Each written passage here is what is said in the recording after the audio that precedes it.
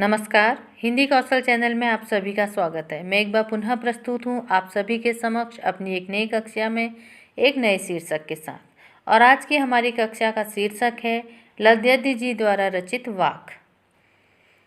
इससे पूर्व की कक्षा में भी हमने ललद्यदि जी द्वारा रचित वाक की प्रथम की 4 पंक्तियों तथा द्वितीय 4 पंक्तियों का संदर्भ सहित भावार्थ बताया है। आज की इस कक्षा में हम उसी क्रम को आगे बढ़ाएंगे और पढ़ेंगे ललद्यदि जी द्वारा रचित वाक की तृतीय 4 पंक्तियाँ। तो आइए शुरू करते हैं आज की कक्षा, जिसका शीर्षक है ललद्यदि जी द्वारा रचित वाक। तो सबसे पहले हम ललद्यदि जी द्वारा रचित वाक की 4 पंक्तियाँ पढ़ेंगे, जो कि इस प्रकार हैं।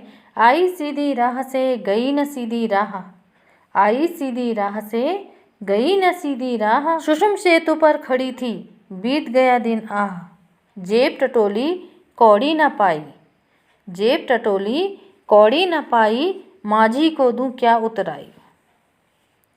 बहुत ही सुंदर 4 पंक्तियां हैं वाक की, जिसमें कवित्री ने ईश्वर प्राप्ति के मार्ग पर चलते हुए उन्होंने जो कष्ट सहे, जिस मार्ग को उन्होंने अपनाया, उस मार्ग पर चलते चलते आज वे जहाँ खड़ी हैं उस स्थिति का वर्णन उन्होंने यहाँ पर किया है।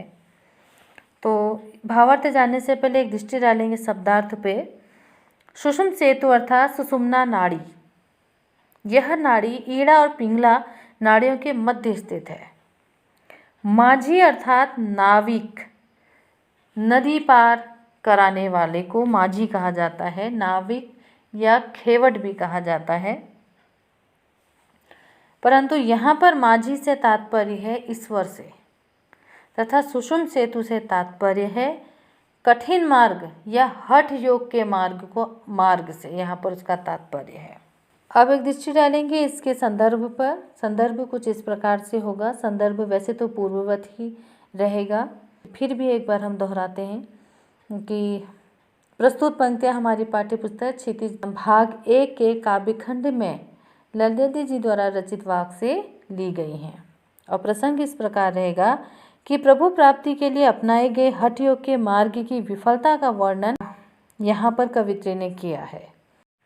अब आते हैं इसके भावार्थ पर। भावार्थ कुछ इस प्रकार से होगा। आई सीधी राह से गई न सीधी राह, अर्थात यहाँ पर कवित्री कहती हैं कि मैं आई तो सीधी राह से थी, परंतु मैंने सीधी राह छोड़कर मैं फिर उल्टी राह पर चल पड़ी। अर्थात कवित्री कहती हैं कि परमात्मा की प्राप्ति के पथ पर तो मैं ठीक ही चल रही थी, चली सही थी, परंतु उस पथ पर चलते हुए जो मैंने सहज मार्ग को ना अपनाकर मैंने कौन सा राह अपनाई, मैंने हठ योग के मार्ग को अपनाया। सुषुम सेतु पर खड़ी थी बीत गया दिन आह। सुषुम सेतु जो मैंने अभी शब्दार्थ में बताया, सुषुम्ना नाड़ी जो ईड़ा और पिंगला नाड़ी के मध्य स्थित होती है, उससे साधना, उसे अनुभव करना या उसका परीक्षण करना अत्यधिक कठिन कार्य होता है।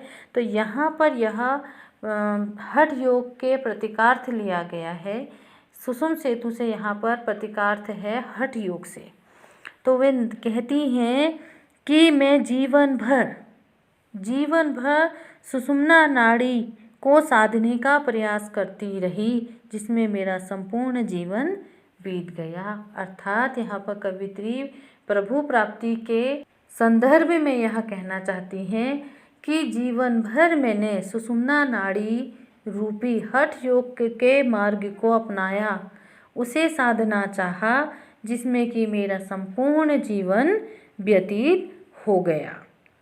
जेब टटोली कौड़ी न पाई, अर्थात जब मैंने अपनी जेब टटोली तो मैंने एक कौड़ी भी मुझे प्राप्त नहीं हुई, मेरे पास शेष कुछ भी नहीं बचा था। यहाँ पर तात्पर्य है कवित्री का कि मैं संपूर्ण जीवन हठ योग के मार्ग पर चलती रही, जिसमें मेरा सारा जीवन बीत गया और ना मुझे ईश्वर की प्राप्ति हुई। अंत में मुझे एकमात्र इसी बात का दुख है। और जब अंत के समय में मैंने अपनी जेब टटोली, अर्थात मैंने पलटकर अपने जीवन की ओर देखा, तो मुझे अनुभव हुआ कि मेरे पास कुछ भी शेष नहीं बचा है, जो कि मैं आगे चलकर ईश्वर के पास जाकर के मैं ईश्वर को उत्तर दे सकूं कि मैंने संपूर्ण जीवन में क्या किया।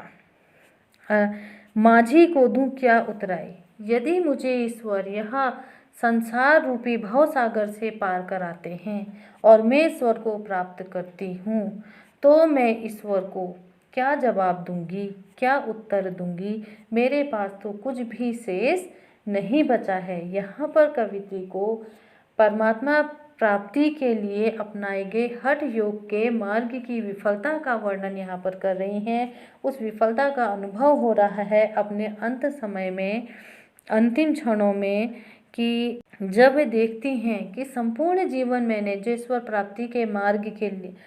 प्राप्ति के लिए जो मैंने मार्ग चुना, वो मैंने सहज ना चुनकर जो हठ योग का मार्ग चुना, मेरा तो संपूर्ण जीवन उस हठ योग के मार्ग की साधना में ही बीत गया, उसको साधने में ही बीत गया है। अब अंत में दुख इस बात का है कि जब मैंने अपने जीवन की ओर पीछे पलटकर देखा तो मैंने पाया कि मेरे पास कुछ भी शेष नहीं बचा है, मेरे पास कुछ भी शेष नहीं बचा है, जो कि मैं आगे चलकर ईश्वर प्राप्ति के पश्चात ईश्वर को जवाब दे सकूं या ईश्वर को मैं उसका उत्तर दूं। क्योंकि जब मेरे प्रभु मुझे संसार रूपी भवसागर पार कराएंगे तो मैं उन्हें उतराई के रूप में क्या उत्तर दूंगी।